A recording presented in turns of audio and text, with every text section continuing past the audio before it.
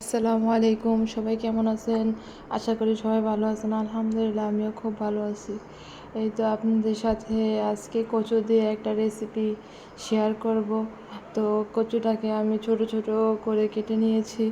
এগুলাকে এখন আমি পরিষ্কার করে কেটে নিব। তো আমি কচুর পাতাগুলোকে আলাদা করেছি।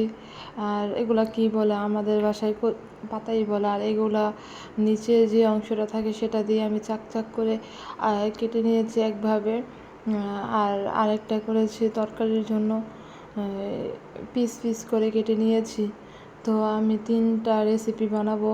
আর আমার হাতের অবস্থা খুব খারাপ হয়ে গেছে কচু কেটে।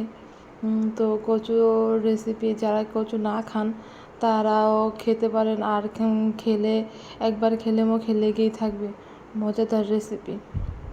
তো আমি এই কচুটাকে যেটা 2 ভাগ করে পাতলা পাতলা করে কেটেছি, সেটাকে আমি ভাপ দিয়ে নিব।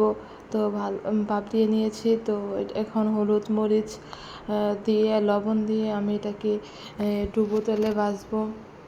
তো তেলে ভাজার জন্য আগে আমি এগুলা দিয়ে ভালোভাবে মেখে নিব। মেখে একেবারে করে নিব, ভালোভাবে মেখে নিব। মেখে নেওয়া হয়ে গেছে আমার। এখন তেলের মধ্যে ভাজবো। তো এই তো আমি এক এক করে ছেড়ে দিচ্ছি সবগুলা।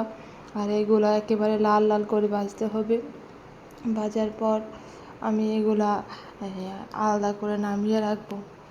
তো আমার সবগুলা দেওয়া হয়ে গেছে। এখনই আমি এগুলা উল্টে পাল্টে ভালোভাবে ভাজবো। তো এই তো আমার ভাজা হয়ে গেছে।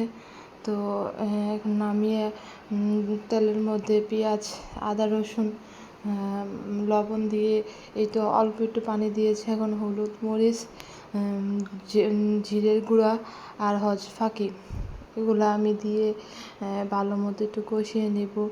তো এই যে কষানো হয়ে গেলে তারপর আমি একটু হালকা একটু পানি দিয়ে ভালোভাবে পেঁয়াজটা যাতে মানে না দেখা যায় এরকম করে কষাবো। তো তারপর আমি কচুটাও দিয়ে দিয়েছি। কচুটা দেওয়ার পর এই যে মশলা কষানো হয়ে গেছে, এখন আমি কচুটাও দিয়ে দিয়েছি। কচুটা ভালোভাবে ভাজা ভাজা করে উপরে হালকা একটু জিরা দিয়ে আমি নাড়িয়ে চাড়িয়ে ভালোভাবে মেখে নিচ্ছি। তো ভাজা ভাজা হয়ে গেছে আর তেলটা বের হয়ে গেছে।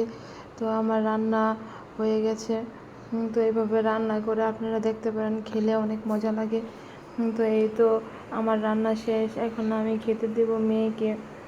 তো এইভাবে খেয়ে একবার দেখতে পারেন, অনেক মজা লাগে। যারা কচু না খান তারাও অনেক পছন্দ করবেন। এই তো মেয়ের জন্য খাবার রেডি করছি, এখন আমি মেয়েকে খাইয়ে দেব। তো মেয়েকে খাইয়ে দেব এখন। তো এই তো নিয়ে আমি মেয়েকে খাওয়াচ্ছি। আর সবাই ভালো থাকবেন, সুস্থ থাকবেন। আর আমার ভিডিওটা ভালো লাগলে সবাই সাবস্ক্রাইব করে দিবেন। কিন্তু আমার মেয়ে খুব পছন্দ করে কচু এভাবে খেতে। দেখেন, তারপর আবার তার বাবার প্লেট থেকে নিয়েও সে চুপি চুপি খাচ্ছে।